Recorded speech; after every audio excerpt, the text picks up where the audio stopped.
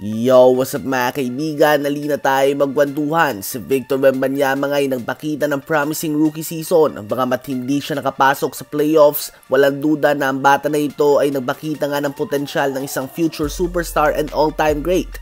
Averaging 21.4 points, 10.6 rebounds, 4 assists, 1.2 steals, and league best 3.6 blocks per game.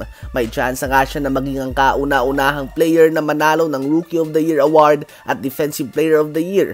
Hindi nga niya binigo ang kanyang mga tagahanga at inangatan niya pa ang napakataas na expectation sa kanya bago siya pumasok sa NBA. At dahil nga dito, ayon sa kanyang interview sa The Ringer ay nakakatanggap umano siya ng mga text messages mula sa mga current stars at mga prospects na gustong makipag-team up sa kanya sa San Antonio balang araw. So ayun nga po mga kaibigan, wag na nga tayo magulat kung bigla na lamang magkaroon ng mga players na napapabalita na gustong lumipat sa Spurs.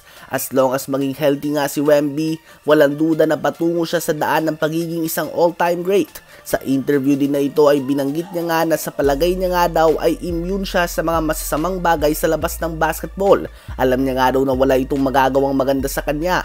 So bakit niya pa nga daw ito gagawin? Si Wemby napapabalita din na tuwing normal days ay 9:30 PM pa lamang ay naka-do not disturb na ang cellphone nito dahil naghahanda na itong matulog kaagad. Sa panahon ngayon na madalas sa mga players ay naglalaro na lamang ng PlayStation tuwing gabi, bibihira na nga ganito kay Wemby mga kaibigan. Kaya naman bagay na bagay nga talaga siya sa isang small market team na tulad ng San Antonio. Ang team nga na may highest odds din sa ngayon na makuha si Stephen Curry kung sakaling umalis man ito sa Golden State Warriors at mukhang malabo naman yan sa ngayon. Habang si LeBron naman mga kaibigan ay ayaw nga na ipersonal ang Denver Nuggets. Kahit na ang ilan nga sa mga fans ay tingin na personal ang series na ito given na talagang malaking balakid nga ang defending champion sa kanilang daan. Bukod nga sa 0-8 sila dito, sa last 8 games sila, madami din nga mga ganap sa labas ng court na unnecessary kung tawagin ng iba.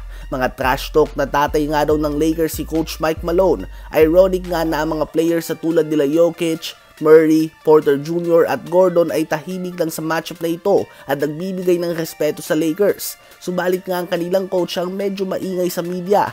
Ganun pa man ayon kay LeBron ay kailangan nga daw nila na manatiling disiplinado dahil may game plan nga daw sila na dapat sundin. Kung ipepersonal mo nga daw ang isang bagay ay mawawala ka sa iyong game plan. Binanggit din nga ni LeBron na alam niya nga daw na malakas talaga ang Denver Nuggets at magiging very challenging ang series na ito.